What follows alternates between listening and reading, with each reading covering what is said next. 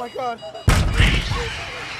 A group of young people decide to spend a weekend together. Friends gather around a fire in the courtyard of a mansion rented from Airbnb. They are going to celebrate Elise's birthday. Relaxed, friends have fun together. They play truth or dare and jokes around. Friends ask question about relationship between Grant and Helly, and becomes obvious that something has happened between them. Grant escapes the uncomfortable conversation and goes inside to get more drinks. Haley tells her friends that she and Grant broke up. Grant checks the fridge, but feels disappointed because there's only one can of drink. This really ruins everyone's mood. It's clear they can't order delivery because it's too late. The guys decide to search the house. They think there must be a hidden stash because it is vacation mansion. They explore each empty room one by one until they come across a locked door. Guys see a forbidden sign but keep going. Lucas unlocks the door with a quick move. They see a steep staircase leads downstairs. Everyone realizes it's probably not safe to go down there, but as usually happens in such stories, common sense leaves the chat and students rush forward. For sure they forgot about the drinks they were looking for in the basement. They are drawn to the ancient astrological displays, covering the shelves and walls. Should the heroes have reconsidered? Definitely. But instead, like curious tourists, they choose to explore every nook and cranny. Paxton discovers a peculiar black box with a pentagram and zodiac circle on its lid.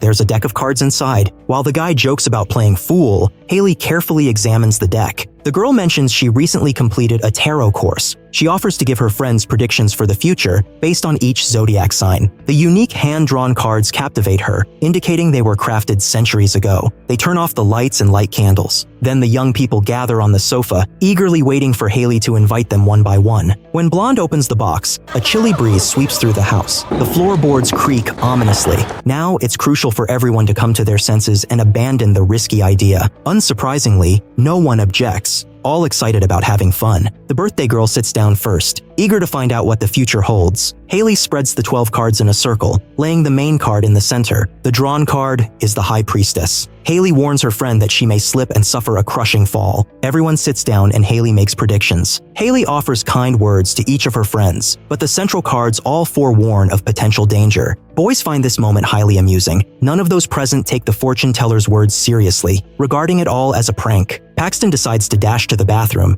and becomes the first to witness peculiar occurrences. The front door opens and closes on its own. Paxton walks to the threshold, feeling a sense of obscure fear. Young man senses that someone with fiery eyes stands in the courtyard. Oh, it is just a trash bag. He calmly rejoins his friends and decides not to mention the incident with the door. Paxton also receives his prediction from Haley. He finds a spooky gesture card in the center. Card advises him to stick close to his friends and avoid enclosed spaces. Next, it's Lucas's turn, followed by Grant, who decides to listen to a prediction from his ex-girlfriend. A minor disagreement arises between the lovers. Haley sees that the center card indicates great danger and tries to warn her ex. Grant doesn't believe in silly predictions. Despite her spoiled mood, Haley ends the fortune-telling with a revelation for herself. Her central card turns out to be the scariest, the Death card. The girl says it means big changes in her life. In the morning, the company packs their things and heads back to the city. Nobody remembers the magic stuff they did yesterday. They're just worried that Haley and Grant aren't getting along anymore. Couple gets into separate cars and don't talk to each other. On the way, the group stops to get gas. Lucas gets a pleasant surprise. He wins $700 in the lottery. Everyone is happy, but no one remembers Haley's prediction from the day before. It said, money was waiting for the young man. Friends arrive the city at night and bid farewell and go home.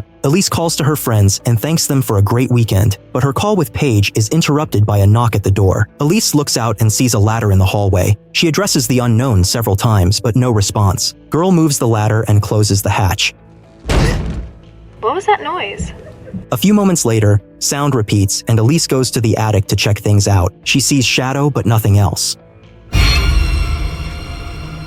Very soon, the situation takes a scary turn. Dozens of candles are burning, and the central card from the layout appears in the attic. Elise doesn't get a chance to go back to her room. The ghost of a woman in black appears and pushes her down the ladder. A crushing fall happens, just what Haley warned her friend about. The barely conscious girl attempts to crawl to the phone, but it doesn't work. The ghost pulls her back and shows her trick with the ladder several times. Red splashes fly around. In the morning, the friends get together at Paige's apartment to mourn Elise. Nobody knows what caused the tragedy. Later, everyone goes home and Haley stays with Paige to offer support. Meanwhile, Lucas walks Madeline home and then heads for the subway. He's not aware that he's being followed at this point. Haley and Paige can't sleep. Girls cannot believe that their friends left them forever. But Haley is convinced that what happened was unavoidable. And at that moment, fate is already closing in on Lucas. As Lucas heads heads down into the subway. He starts to feel suspicious, but he still manages to reach his stop. In a deserted passage, she appears in front of him and the guy has to run. Lucas hides behind a door that leads to the railroad tracks. He looks around, hoping that she cannot find him here. But a newspaper clipping with a pretty grim prediction suddenly appears in front of the guy, and all his attempts to hide prove futile. The woman in black drives the victim into a dead end and gives him one-way ticket.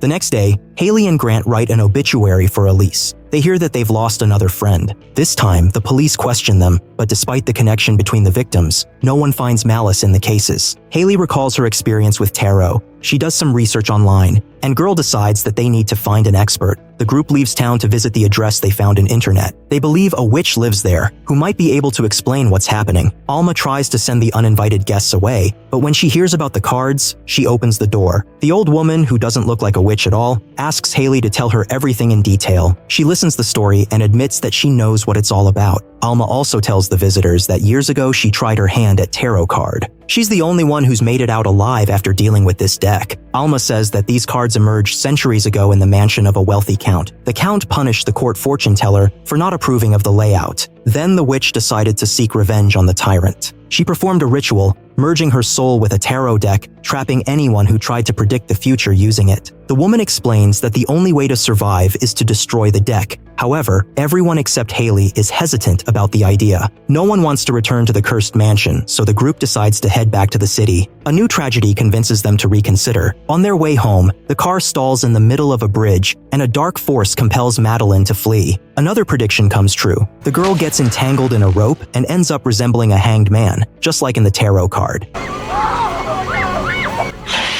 Friends realize that they have no other option and decide to destroy the deck. However, Paxton refuses to join them. He argues it would be safer to return to campus and lock themselves in their rooms. Paxton says goodbye and heads to the dorm, and others get ready to head to the mansion. Paige books the house again. They change the car and embark on a dangerous journey. Paxton finds himself at the very door of the dormitory. He spots a monstrous jester, and it becomes obvious that the guy is being hunted. Guy runs inside and hides in the elevator and calls his friends, but Jester does not leave him alone. The monster approaches Paxton and prepares to activate the curse. All this time, Grant is trying to call his friend, but his phone is off. Students stop at the gates of the mansion, and the company goes inside with fear. It's easy to find a deck, but they're not meant to be destroyed. Paper cards won't burn in a fire. Then the students decide to call for help again, and a couple of hours later, Alba arrives. The old woman draws a zodiac circle on the floor and starts the ritual to separate the cursed soul from the tarot deck. She places stones for each zodiac symbol and casts a spell. Alba manages to summon the ghost of a dead witch.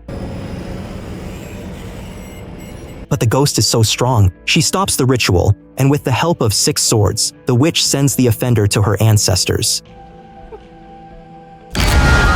The trio scatter through the corridors. Paige lags behind her friends in the dark. They notice it only when the girl has already fallen into the trap of the trickster. Paige goes down to the basement and finds herself trapped. A black force takes away Paige's vision and shows her a terrifying illusion. A girl is brought to a circus, where a trickster is performing for a crowd of unpleasant spectators. All attempts to escape quickly drive the unfortunate girl further into the trap. She hides in a chest and becomes the star of the famous trick. This time, there's no magic involved in the trick. Her screams echo throughout the house. Haley and Grant are terrified, but they can't help their friend. They hide from the devil who is pursuing Grant. Couple locks themselves in one of the rooms and tries to figure out what to do next. Suddenly, Haley gets a brilliant idea. She wants to get to the deck to do one more spread to predict the future of the witch. Haley thinks this will end the curse. She doesn't have time to discuss her plan with Grant.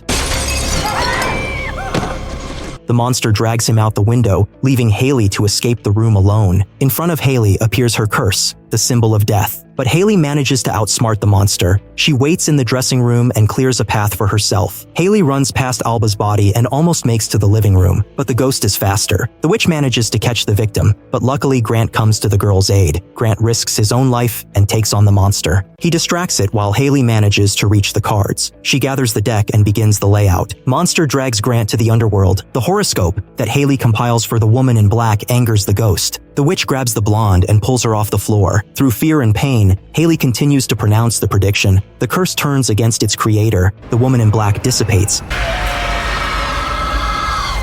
Unable to take the young fortune teller with her, only their memories intersect for a split second. Ashes spill onto the floor and the witch leaves this world. All is over. The death card that recently fell for Haley burns in front of the girl. The couple decides not to wait for morning. They head along the night road towards the city, but suddenly, they are blinded by the car's headlights. The students are once again filled with fear, but to their relief, nothing terrible happens. Paxton appears in front of the friends, who miraculously manage to escape death. How did he do it? The guy will tell his friends about this on the way home. Of course, he will embellish the story with heroic details.